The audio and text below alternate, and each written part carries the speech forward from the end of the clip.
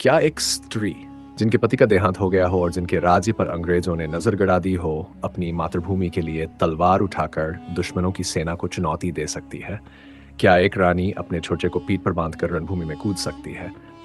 रानी लक्ष्मीबाई की ये कहानी केवल युद्ध की नहीं, बल्कि साहस, आत्मबल और मातृत्व की मिसाल है। इस कहानी में जानिए कैसे एक युवा विधवा रानी ने भारत की स्वतंत्रता की मशाल को जलाए रखा और एक महिला सेना को संगठित कर इतिहास रच दिया। सन 1828 में वाराणसी में जन्मी मणिकर्णिका, जिन्हें प्यार से मनु कहा जाता था, एक साधारण लड़की नहीं थी। उनके पिता मोरोपंत तांबे एक मराठी ब्राह्मण थे जो पेशवा बाजीराव द्वितीय के अधीन काम करते थे।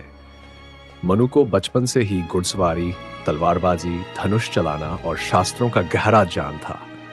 वे अक्सर लड़कों के साथ खेलती और बहादुरी में उन्हें मात देती। जब मनु की शादी झांसी के राजा गंगाधर राव से हुई, तब उन्हें रानी लक्ष्मीबाई नाम मिला। उन्होंने झांसी को अपना घर नहीं बल्कि धर्म माना। कुछ सालों बाद राजा गंगाधर राव का निधन हो गया। उन्होंने अपने जीवन के अंतिम समय में एक पुत्र को गोद लिया, लेकिन अंग्रेजों ने डॉक्ट्रिन ऑफ लैप्स के तहत इस गोद को मान्यता देने से इनकार कर दिया और झांसी को हटने की योजना बनाई। जब अंग्रेज अधिकारी आए और झांसी को उनके अधीन करने का आदेश सुनाया, रानी लक्ष्मीबाई का उत्तर इतिहास बन गया, मैं अपनी झांसी नहीं दूंगी। रानी ने सिर्फ पुरुषों पर नहीं बल्कि महिलाओं की शक्ति पर भी विश्वास किया। उन्होंने अपने राज्य की वीरांगनाओं को संगठित करना शुरू किया। छलकारी बाई, सुंदर मुंदर, काशीबाई लक्ष्मी और कई अन्य महिलाएं रानी की छाया बन गई।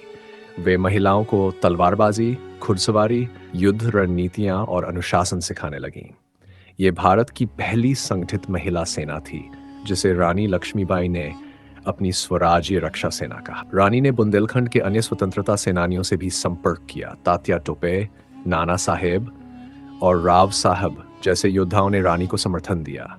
रानी ने किले को मजबूत किया, अस्त्र शस्त्र का निर्माण तेज किया और एक रणनीति बनाई। उन्होंने झांसी के चारों ओर जासूस तैनात किए ताकि अंग्रेजों की चालों की खबर उन्हें समय रहते मिले। झांसी पर हमला और महिला सेना की वीरता। मार्च 1858 में अंग्रेज जनरल ह्यू रोड्स के नेतृत्व में झांसी पर चढ़ाई शुरू हुई। अंग्रेजों को ये उम्मीद नहीं थी कि झांसी की महिलाएं इतनी संगठित और प्रशिक्षित होंगी।